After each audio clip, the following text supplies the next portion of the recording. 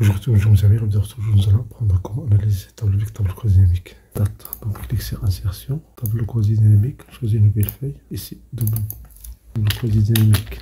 Tableau quasi-dynamique avec les dates. Donc si je prends les dates,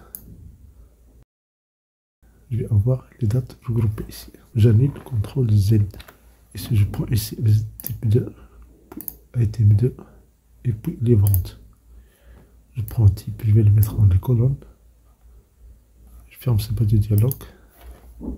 Je change ici le format des conseils création et dans la disposition, je vais choisir forme tabulaire. Vous avez toujours le total ici des items. Si vous ne voulez pas avoir ce total là, vous avez les sous-totaux. Si vous voulez les enlever, il suffit de faire ne pas afficher les sous-totaux. On fait annuler et maintenant pour avoir les items, il faut cliquer droit afficher des champs. On met les items dans les filtres. On fait le regroupement des dates, on fait clic droit grouper. Dans grouper, si je prends le trimestre et les années, on enlève le mois, je fais OK. Et voilà, vous avez ici les items, vous avez les années. Si je prends les années, je vais les mettre dans les colonnes. Je vais avoir ces données-là. Je sélectionne, je fais un double-clic et voilà les données par trimestre. Si je fais clic droit afficher des champs, je peux enlever un type. Et voilà, vous avez ici les données trimestre 1. On enlève ça, on fait clic droit, dissocier.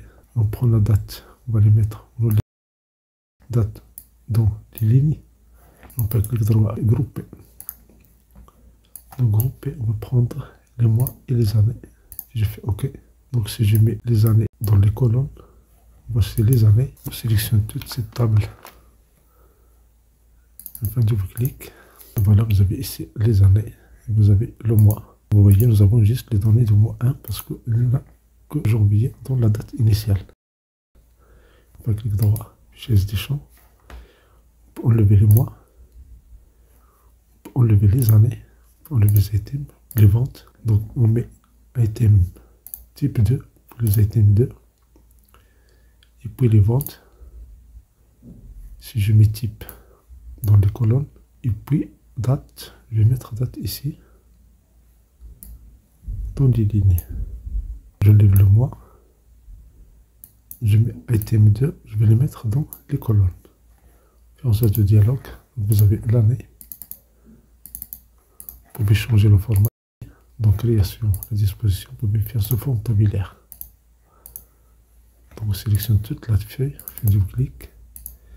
Et voilà, vous avez ici type 1, type 2, peut-être 3. Si vous cliquez sur ce bouton-là, vous allez voir le total type 1. La même chose ici, ce bouton-là, type 2. La même chose ici, type 3. Sinon, si vous cliquez sur ce plus, vous allez avoir les détails.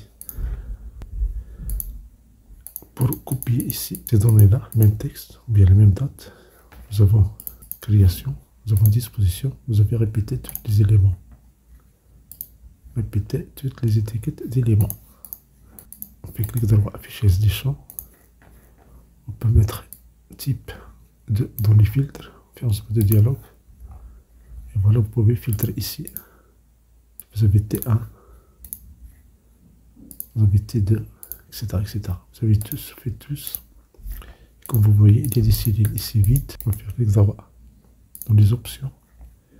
Pour les cellules vides, on va mettre ici 0.